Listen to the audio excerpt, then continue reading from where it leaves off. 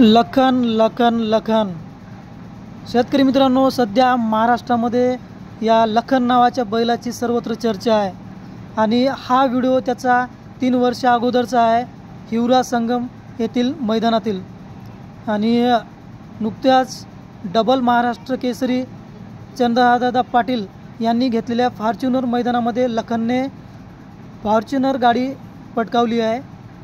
तर 3 वर्ष आधीची ही लखनची आठवण आहे। या ठिकाणी त्याने लक्ष्या नावाच्या बैलासोबत हिवरा संगम जो साहेबराव पाटील यांचा लक्ष्य आहे त्याच्यासोबत त्याने हिवरा संगम येथील शंकरपटामध्ये प्रथम क्रमांक 5.98 सेकंदमध्ये पटकवला होता। तेव्हाची ही हा लक्ष्याचा व्हिडिओ आहे। आणि महाराष्ट्रामधलं विदर्भातलं सर्वात मोठं मैदान हिवरा संगम या शंकरपटाचं, आणि या मैदानाचा सुद्धा मानकरी लखन त्यावेळेस ठरला होता। आणि तेव्हापासून त्याच्या आधीपासून हा बैल शंकरपटामध्ये आपल्या मालकाचं नाव करत आहे, मालकाला गुलाल मिळवून देत आहे। असा हा कौतुक करण्यासारखा बैल आहे मित्रांनो। नुकताच तुम्ही लखनचा फेरा पाहिला, 5 सेकंद 98 पॉईंटमध्ये त्याने हा फेरा पूर्ण केलेला आहे।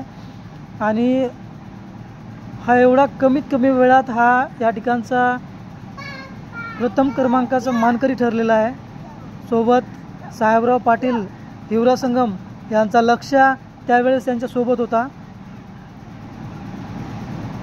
तर आज जे काही महाराष्ट्रामध्ये लखनने कामगिरी केलेली आहे, जी फॉर्च्युनर गाडी त्याने आपल्या मालकाला मिळवून दिली आहे आणि महाराष्ट्रभर आपल्या मालकाचं नाव करून दिलेलं आहे। खरंच खूप कौतुक करण्यासारखा हा बैल आहे मित्रांनो।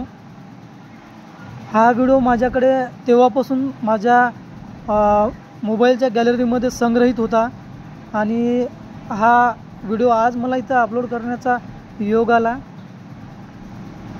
तर बघा, हाच तो आहे लखन।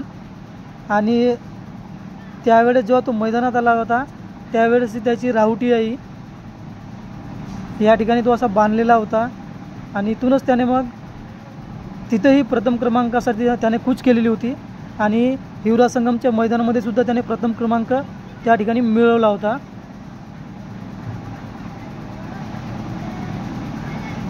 आज तर तो अखंड महाराष्ट्राचा म्हणजे लाडका बैल ठरलेला आहे,